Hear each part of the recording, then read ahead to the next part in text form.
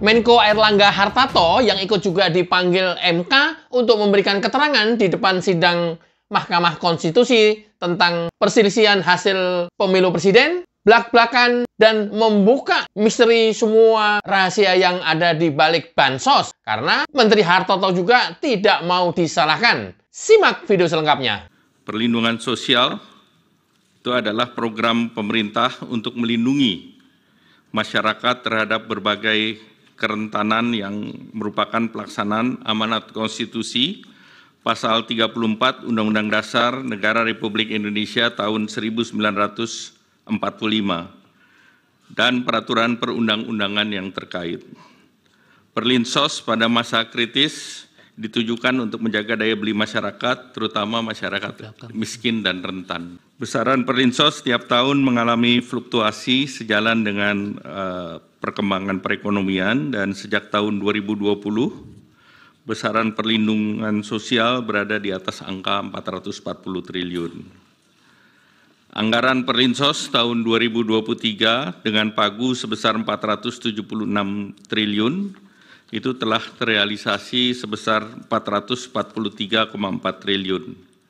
Sedangkan anggaran tahun 2024 ditetapkan dengan pagu sebesar 496,8 triliun, sebagaimana yang ditetapkan dalam Undang-Undang Nomor 19 Tahun 2023 tentang APBN tahun 2024. Kenaikan anggaran perlinsos pada tahun 2024 utamanya disumbang oleh kenaikan anggaran subsidi energi dan juga pergerakan nilai tukar rupiah. Realisasi harga Indonesia Crude Price di tahun 2023 sebesar 78,43 dolar per barrel, sedangkan asumsi harga ICP Indonesia tahun 2024 sebesar 82 dolar per barrel, dan nilai tukar rupiah juga mengalami kenaikan rata-rata 15.230 menjadi rata-rata 15.664 di tahun 2024. Kenaikan harga dan nilai tukar ini berimplikasi pada kenaikan subsidi energi di tahun 2024 bila dibandingkan dengan 2023. Juga terjadi kenaikan volume BBM dari 16,5 juta kiloliter menjadi 19,5 juta kiloliter. Anggaran perlindungan sosial yang terbesar berupa subsidi BBM, listrik, LPG, pupuk, PSO, kredit program dengan share 58,3% pada tahun 2024 dan 55,9% tahun 2024 yang mengalami kenaikan. Jadi kenaikan BBM itu salah satu komponen utama yang mulia.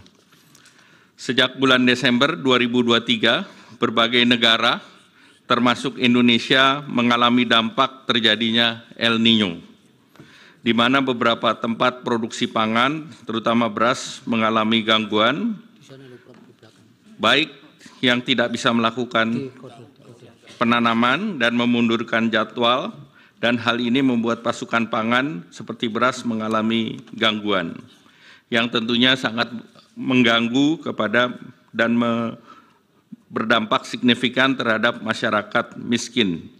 Oleh karena itu, beberapa negara melakukan bantuan sosial, antara lain Singapura memberikan $800 per orang untuk mengatasi kenaikan biaya hidup dengan anggaran sebesar 13 triliun, dan ini juga dilakukan di bulan September. India memberikan bantuan baik itu cereal maupun minyak bagi 800 juta orang dengan anggaran sebesar 2.200 triliun, dan ini juga dilakukan antara bulan September sampai dengan November tahun lalu. Selain bantuan sosial, bantuan beberapa negara, Malaysia juga memberikan bantuan keluarga untuk 8,7 juta keluarga atau 25,4% penduduk dengan anggaran setara dengan 25 triliun periode Januari sampai Desember 2023 dan dilanjutkan 2024 sampai dengan September. Filipina memberikan bantuan tunai untuk 2,3 juta petani, ini juga akibat El Niño, setara dengan 3,47 triliun pada bulan September 2023. Bantuan pangan di India itu 800 juta 372 triliun dan subsidi pupuk sebesar 25,5 miliar di tahun bulan November 2023 dan juga diberlakukan Januari 2024.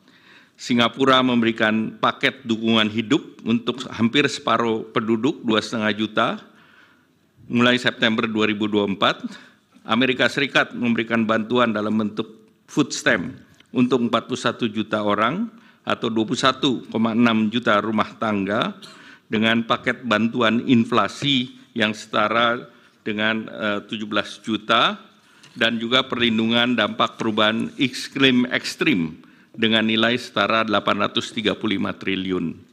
Nah, bantuan sosial di Indonesia, misalnya bantuan pangan, itu diberikan kepada 22 juta orang atau 7,9% dari penduduk. Ini lebih rendah dari Malaysia yang 25,6%, Singapura 41,7%, dan India 55,6% dan Amerika 12,1%.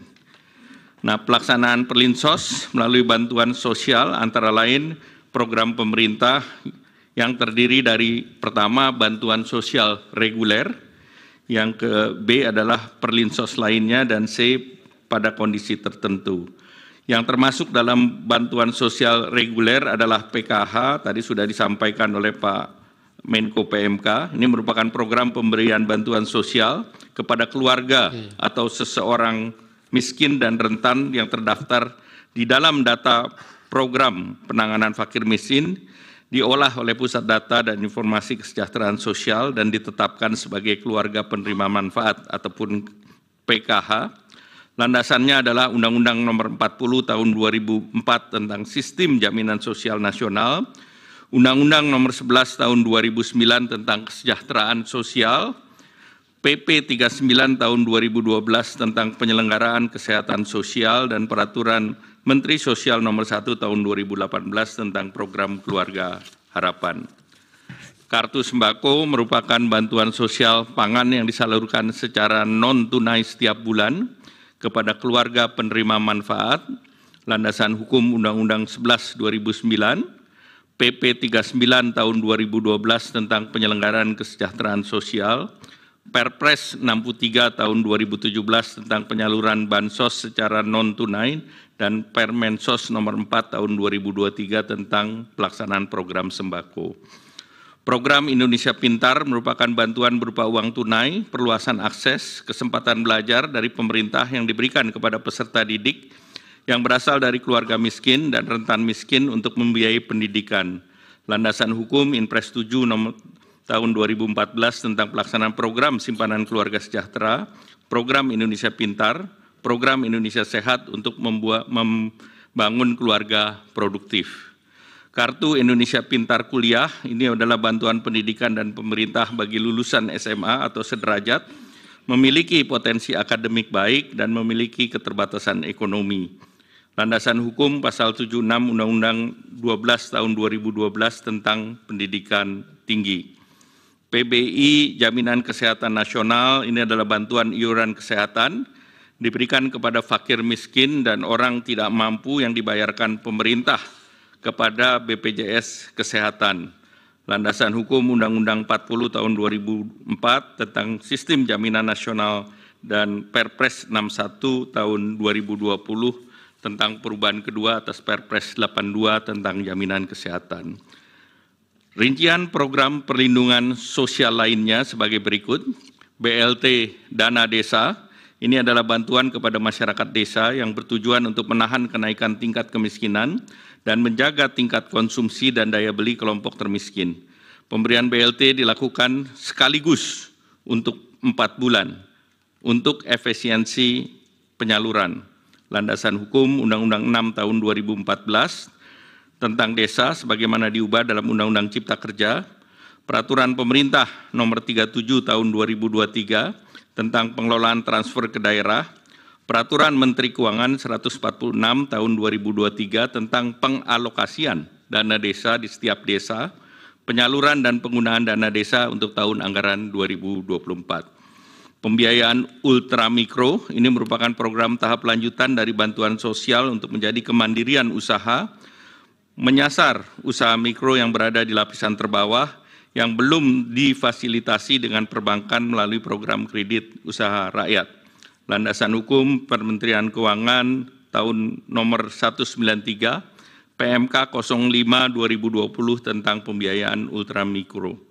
Subsidi energi dan non-energi termasuk di dalamnya BBM, LPG 3 kilo, listrik, bunga kur, PSO lainnya, dan ini adalah upaya pemerintah dalam rangka meningkatkan taraf hidup dan daya beli masyarakat secara umum. Pos ini memiliki nilai anggaran terbesar sebagaimana tadi telah dijelaskan sebelumnya. Di tahun 2024 ini mencapai 277 triliun.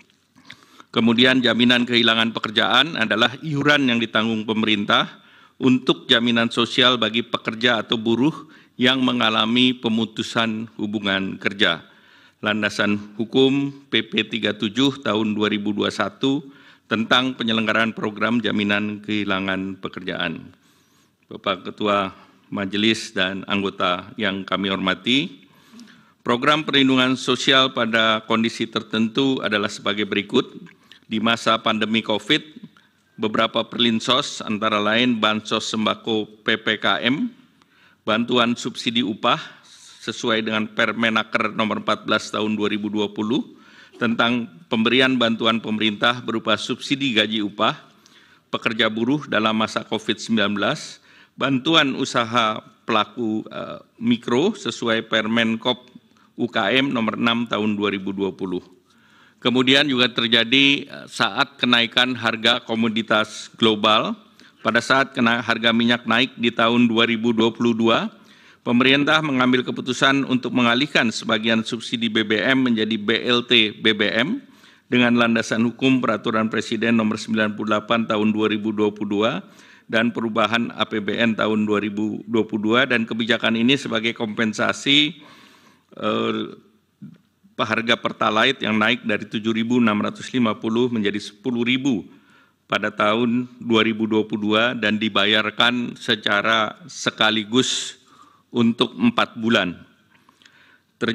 Pada saat terjadi resiko global 2023 dan 2024, pemerintah mengeluarkan kebijakan BLT El Nino dan bantuan pangan untuk mendapati dampak dari pergantian musim dari kemarau ke musim hujan, dan dikhawatirkan badai El Nino dapat mengganggu produksi beras serta mengurangi daya beli masyarakat. Dan tahun 2024 terdapat BLT mitigasi kenaikan harga pangan yang ditargetkan terrealisasi di semester 1 2024. Ini berdasarkan Undang-Undang Nomor 9 Tahun 2023 tentang APBN di pasal 20.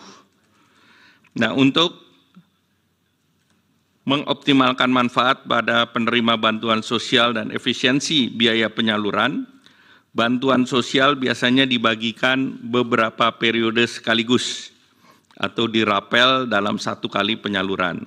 Sebagai contoh, bantuan sosial reguler seperti PKH disalurkan per 3 bulan, 1 tahun 4 kali penyaluran. Kartu sembako penyaluran per 2 bulan, 1 tahun 6 kali penyaluran. BLT BBM sekaligus untuk 4 bulan, seperti tadi kami sampaikan. Yang Mulia Ketua Majelis Hakim dan anggota Majelis Hakim, BMKG dan beberapa pusat iklim dunia memprediksi El Nino terus bertahan hingga periode Desember 2023, bahkan Januari-Februari 2024.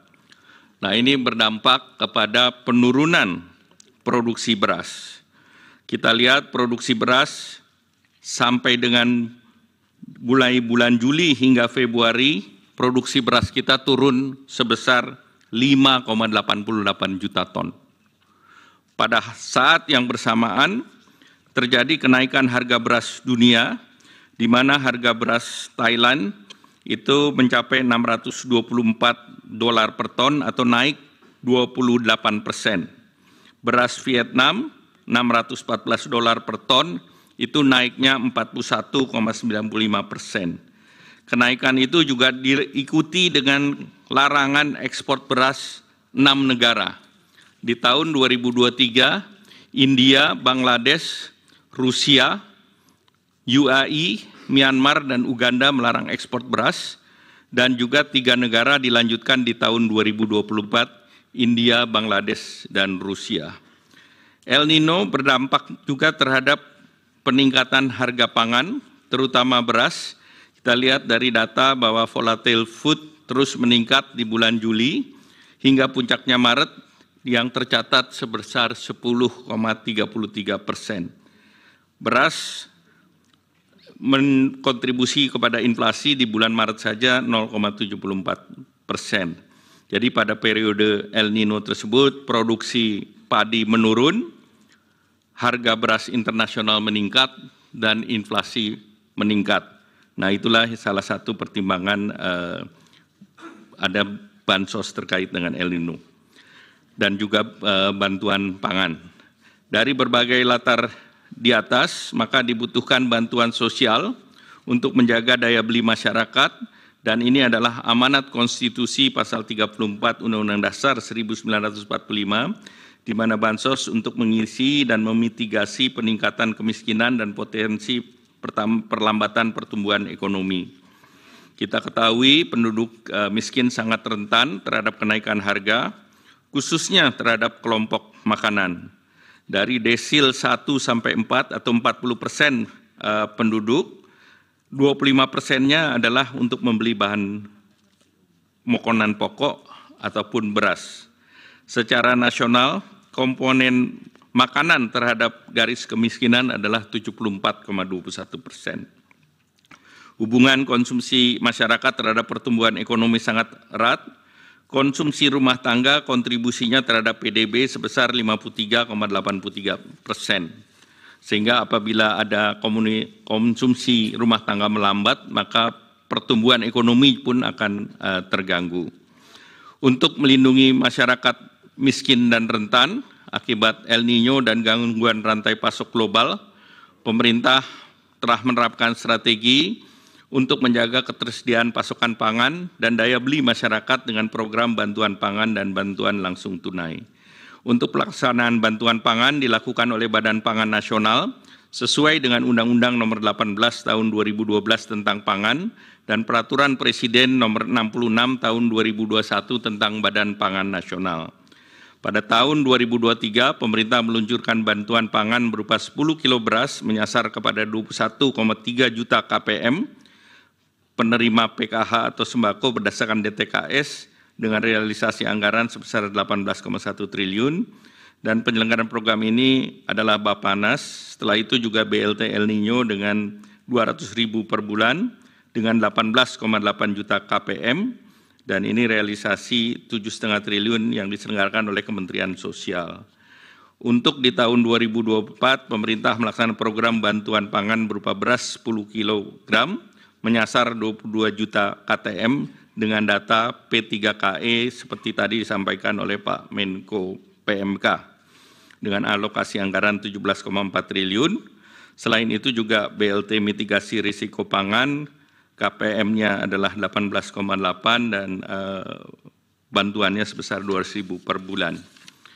Sebagai penutup, yang mulia Pak Ketua Majelis Mahkamah Konstitusi dan anggota Majelis Mahkamah Konstitusi, kami ingin menegaskan beberapa hal. Yang pertama, program perlindungan sosial adalah upaya pemerintah untuk mendukung masyarakat menghadapi berbagai tekanan, mempertahankan kehidupan dan penghidupan. Oleh karena itu, program perlindungan sosial terus berjalan dan dilaksanakan secara reguler. Untuk menghadapi berbagai kerentanan, tekanan ekonomi, pemerintah memberikan perlindungan sosial untuk menjaga daya beli masyarakat yang terdampak, terutama masyarakat miskin dan rentan. Oleh karena itu, pemerintah mencermati bahwa tahun 2023-2024, resiko daripada El Nino yang menyebabkan kenaikan harga pangan ini dapat mengganggu penghidupan masyarakat yang miskin maupun rentan. Bahwa penetapan pelaksanaan program perlindungan sosial dilakukan secara transparan, akuntabel, dengan mekanisme APBN yang pembahasannya telah dilakukan bersama DPR RI dan melibatkan berbagai pihak terkait lainnya. Demikian keterangan ini atas perkenan dan perhatian yang mulia Ketua Hakim Majelis Mahkamah Konstitusi dan anggota yang mulia Hakim Mahkamah Konstitusi, kami mengucapkan terima kasih. Wassalamualaikum warahmatullahi wabarakatuh. Itulah keterangan lengkap dan rinci dari Erlangga Hartarto tentang Bansos. Mudah-mudahan informasi ini memberikan kecerahan kepada kita semuanya. Wassalamualaikum warahmatullahi wabarakatuh. Cayo.